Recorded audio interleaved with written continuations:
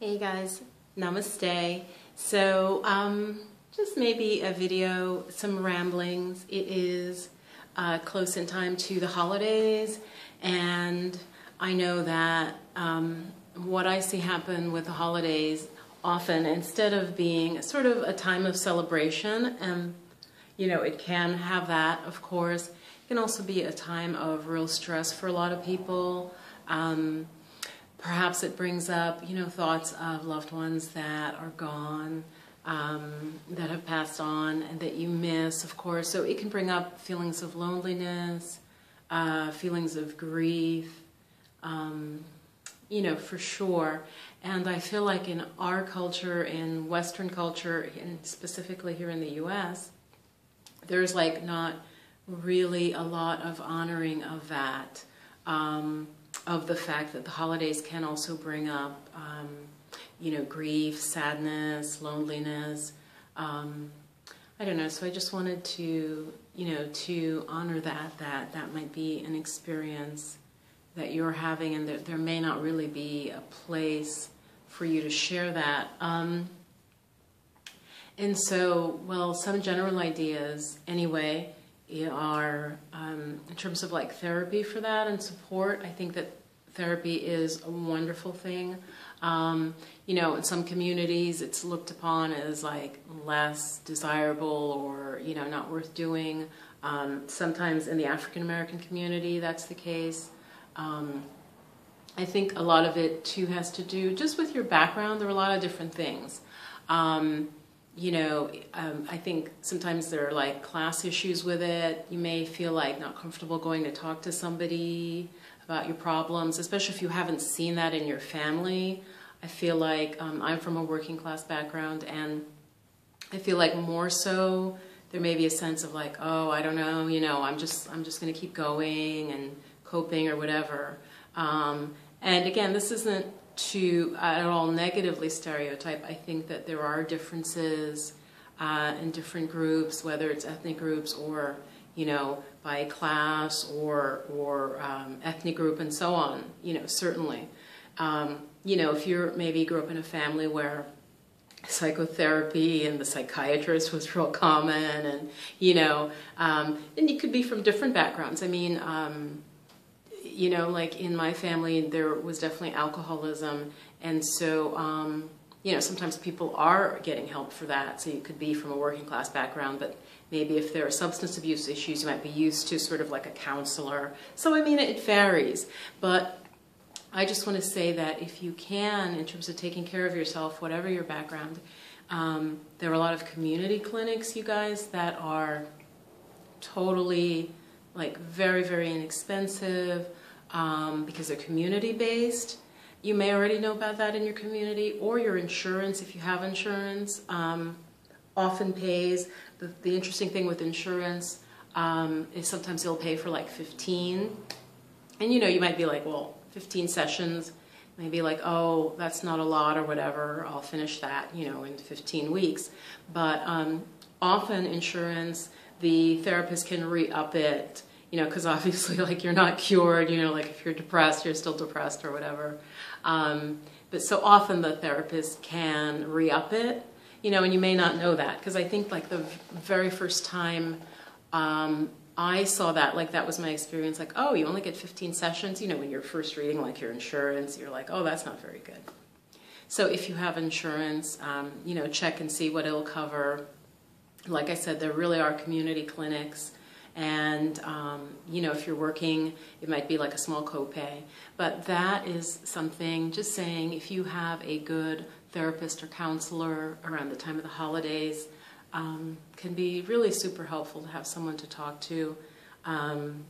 Especially, like I said, given the fact that I feel like our culture in the U.S., there is like this gaiety, like there's like, oh, the holidays, and there's like this manic quality, at least to me. So I hope if you're watching this channel, I hope I get some people who understand what I'm talking about. And if you just like pull back, people just like run around like hamsters on a wheel.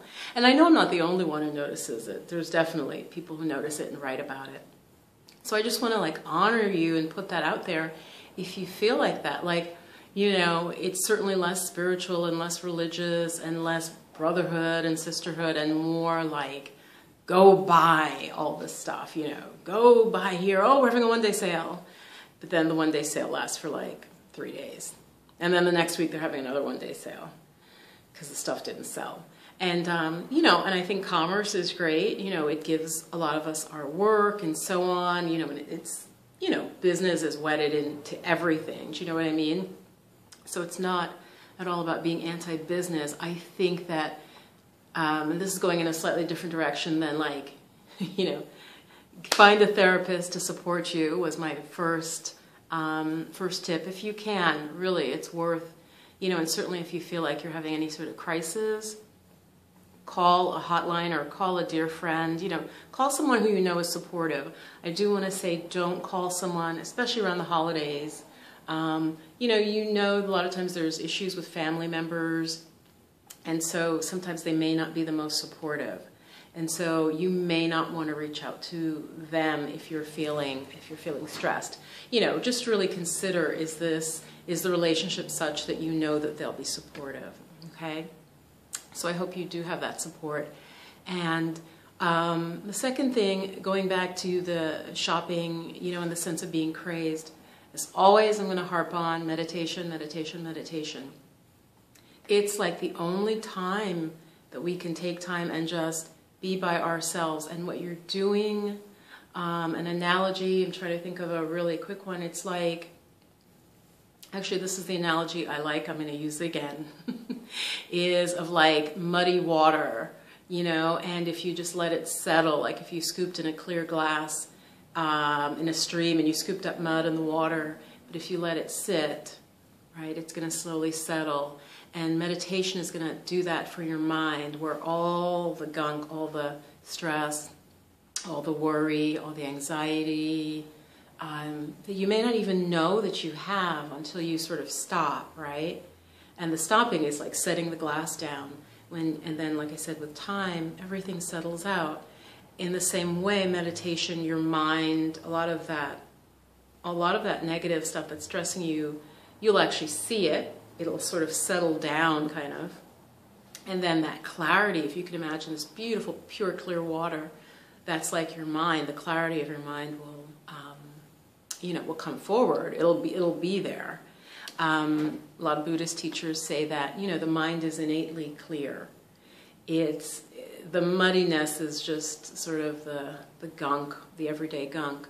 So slow down. And if you have to even get up early, you know, don't use having children as an excuse. If you could even get up 15 minutes earlier, get out of bed. Even if getting out of bed might wake everybody up, just sit up in bed and, you know, just sit comfortably. You could sit, lean with your back against the wall and just close your eyes. Set your cell phone for like a 10-minute session of just being aware of your breath, like a little meditation. I'll put the link to the Insight timer, which is what I use. It has really cool different bells. You know, there's so many apps now.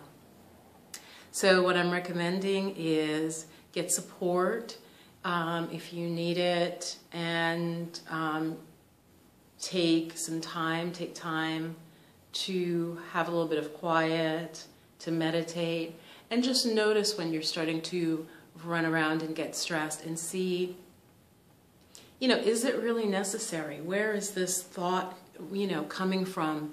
You may have a thought, oh, I have to get presents for everybody. I have to get presents for everybody. I just, you know, do you really have to get presents for everybody?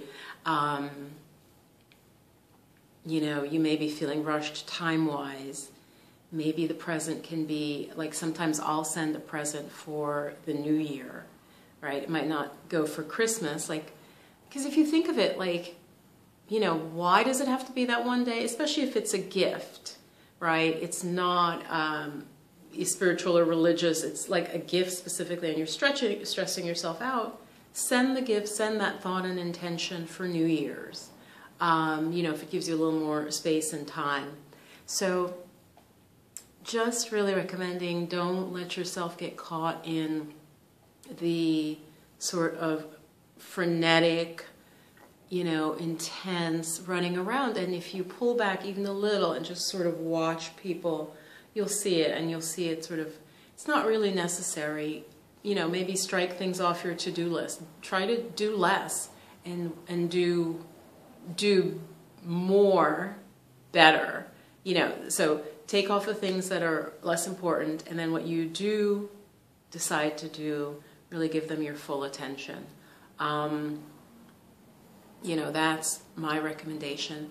And within the season, find time to just have quiet for yourself, whether that's by getting up a little early or maybe staying up just a smidgen later to take a long bath where you can soak, where you can have a little quiet or some music in there, light a candle. Baths can be so relaxing. And that's free. Anywhere in the U.S., that's free for you to be able to take a bath, and or whatever your heating bill, if you pay for your heat, just to have a little bit of hot water and just soak for a little bit and de-stress. I think it's really worth it. So also I'll put links below to some of my guided meditations and different things like that I have. That I think are really wonderful. Some of them, like there's a nature meditation, it's getting a lot of views, really, really relaxing. I might have like a body scan, which is when you feel like tension in your muscles. So I'll put links below, and maybe even talks by others, anything that I think would be good for just sort of taking a step back over the holiday season. All right, so this was my rambling. It's 12 minutes. Of rambling, but hope it was helpful. Share your thoughts, comments, suggestions, what you do for the holidays to, to stay calm and stress-free and relaxed. All right, namaste. Bye-bye.